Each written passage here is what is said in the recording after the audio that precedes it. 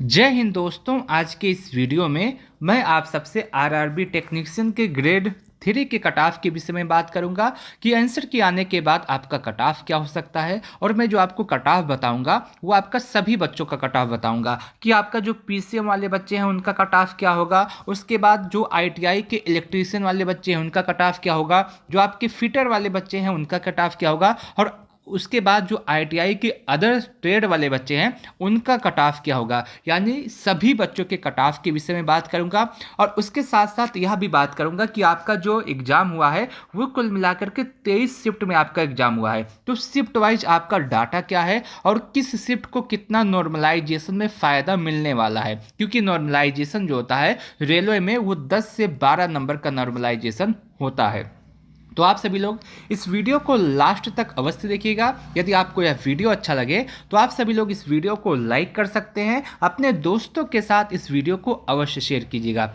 जैसा कि आप सबको पता होगा आरआरबी टेक्नीशियन में कुल 13,206 पदों पर वैकेंसी आई थी, जिसके लिए 23,34,000 बच्चों ने आवेदन किया था। और इस हिसाब से अगर हम देखें तो आपका पर सीट कंपटीशन सिर्फ और सिर्फ 176 का था। लेकिन ये आपका जब बच्चों ने आवेदन किया था उस समय का डाटा है। अगर अभी बात करें तो अभी का पर सीट कंपटीशन 120 हो गया है। अब आपके मन में सवाल आएगा कि ये कंपटीशन कैसे कम हो गया है, तो इसकी भी वजह है। आपके एग्जाम में 23,34,000 बच्चों ने आवेदन किया था, लेकिन सभी बच्चों ने आपका एग्जाम नहीं दिया है। लगभग 68% बच्चों ने एग्जाम दिया है, बाकी सभी बच्चों ने एग्जाम स्किप किया है। और जो बच्चे एग्जाम दिए हैं उन्हीं का रिजल्ट आएगा। और उस हिसाब से हम देखें तो आपका कंपटीशन 120 का ही है। लगभग 15,87,120 बच्चों ने एग्जाम दिया है, बाकी सभी बच्चों ने एग्जाम स्किप किया है। तो आप एक डाटा यहां से समझ गए होंगे। अब दूसरे डाटा के विषय में बात करते हैं। आपने देखा होगा इस समय यूट्यूब पर सभी लोग यही बात कह रहे हैं कि आपका कट ऑफ अधिक होगा, आपका कट ऑफ अधिक जाएगा, और इसकी कोई खास वजह भी नहीं है। मैं आपको बताता हूं कि ऐसा सभी लोग क्यों कह रहे हैं कि आपका कट ऑफ अधिक जाएगा, और इस बात में कितनी सच्चाई है, क्या सच में आपका कट ऑफ अधिक जा सकता है या फिर नहीं। मैं आपको बताऊं, जो सभी लोग कट ऑफ अधिक बता रहे हैं उसकी एक वजह है। वजह क्या है कि एक डाटा आया था अभी आपके सामने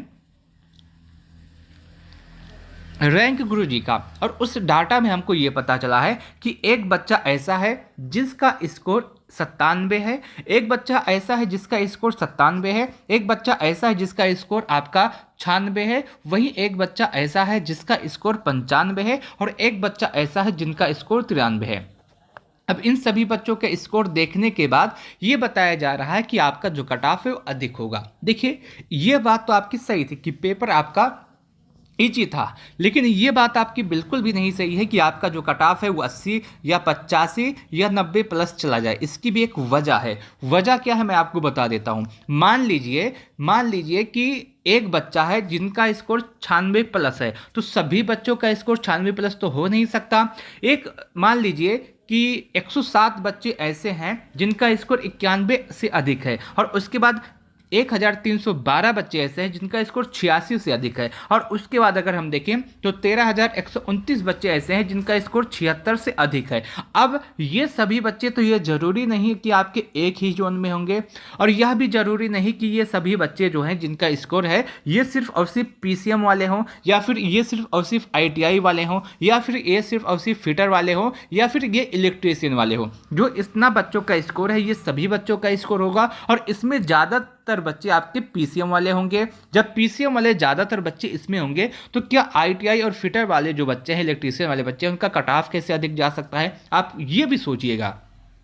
और इस बात को पूरी तरह से एनालिसिस कीजिएगा तो आपको सही डाटा पता चलेगा। और मैं आपको एक बात और बता दूं, और जो बहुत ही ज़्यादा इंपॉर्टेंट बात है, और वो यह है कि जब आपका जोन वाइज कट ऑफ आता है, तो किसी जोन का कट ऑफ आपका अधिक होगा और किसी जोन का कट ऑफ आपका कम होगा। और यहाँ तक कि मैं आपको एक बात बता दूं, मान लीजिए आपका कट ऑफ 70 जाता है, मान लीजिए किसी जोन का कट ऑफ आपका 70 जाता है, तो दूसरा जोन है उसका कट ऑफ आपका 65 के आसपास जा सकता है, और एक तीसरा जोन है उसका कट ऑफ 72 जा सकता है। तो कट ऑफ का कोई भी अंदाजा नहीं है, जोन वाइज आपका कट ऑफ डिफर करता है। किसी किसी जोन में ओबीसी का कट ऑफ आपका 70 रहेगा, तो दूसरे जोन में ओबीसी का कट ऑफ आपका 75 हो जाएगा, और तीसरे जोन में ओबीसी का कट ऑफ आपका 65 हो जाएगा। यही आपका रेलवे में होता है। तो जोन वाइज भी आपका जो कट ऑफ होता है वो डिपेंड होता है कि आप किस जोन से आवेदन किए थे, उस जोन में बच्चों का स्कोर क्या है, और इन सभी चीज़ों पर आपका कट ऑफ बनता है। तो आप इस बात को भी समझिएगा। यहां तक आप बात समझ गए होंगे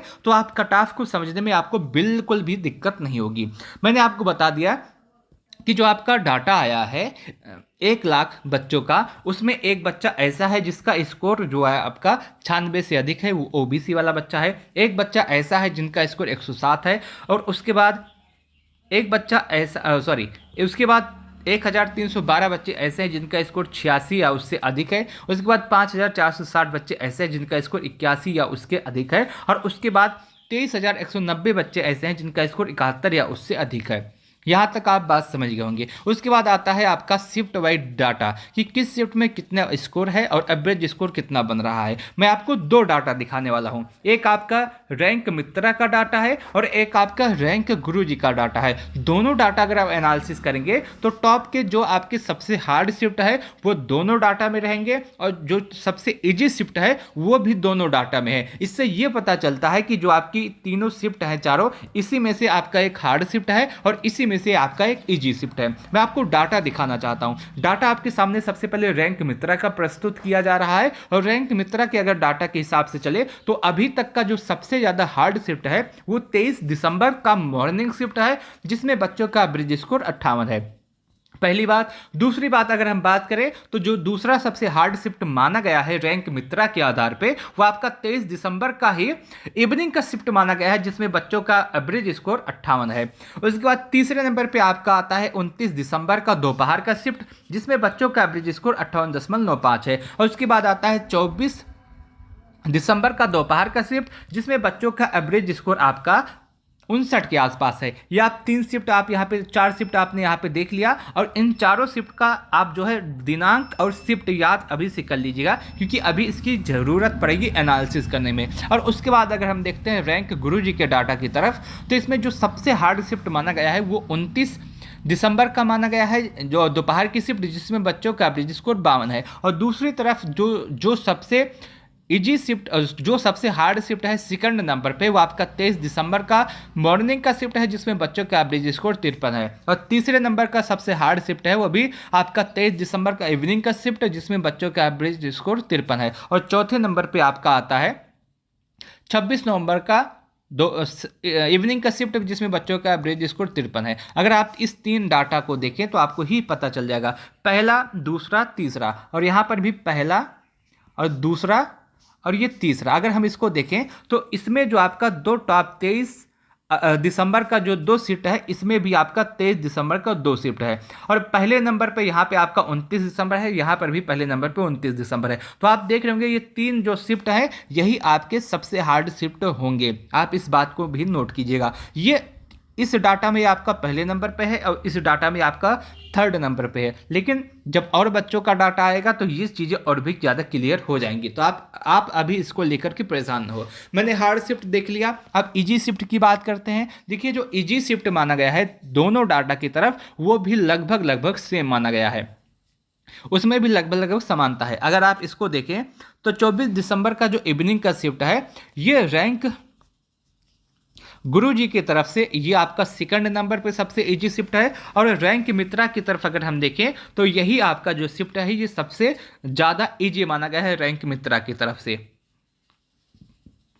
उसके बाद आपका आता है 26 दिसंबर का, ये सबसे इजी शिफ्ट माना गया है रैंक गुरुजी की तरफ से। और यही शिफ्ट आपका रैंक मित्रा की तरफ से आपका तीसरे नंबर का सबसे इजी शिफ्ट माना गया है। तो यही जो आपके 3 शिफ्ट ऊपर के हैं और 4 शिफ्ट आपकी इस साइड के हैं, यही आपके सबसे हार्ड हैं और सबसे इजी हैं। आप इस बात को देख लीजिएगा, नोट कर लीजिएगा। दोनों डाटा के एनालिसिस करने के बाद आप इस नतीजों को देख सकते हैं और अपना हार्ड शिफ्ट और इजी शिफ्ट यहाँ से ज्ञात कर सकते हैं। अब सवाल ये आता है कि हार्ड शिफ्ट और इजी शिफ्ट क्यों जरूरी है और इसका फायदा क्या होगा। तो मैं आपको बता दूं, जो हार्ड शिफ्ट होता है और जो इजी शिफ्ट होता है, इसी के हिसाब से नॉर्मलाइजेशन होता है। जिस बच्चे का शिफ्ट हार्ड होगा उसको नॉर्मलाइजेशन में अधिक फ़ायदा मिलेगा, और जिस बच्चे का शिफ्ट इजी होगा उसको भी नॉर्मलाइजेशन में उतना फ़ायदा नहीं मिलेगा, उसका नंबर जो उतना नहीं बढ़ेगा। और रेलवे में अभी तक जो नॉर्मलाइजेशन होता है वो लगभग 10 से 12 नंबर का होता है, और आपका जो एग्ज़ाम है इसमें भी 23 शिफ्ट में आपका एग्ज़ाम हुआ है, तो इसमें भी आराम से नंबर आपका नॉर्मलाइजेशन में 8 से 10 या फिर 12 नंबर का नॉर्मलाइजेशन आपको देखने के लिए मिल सकता है।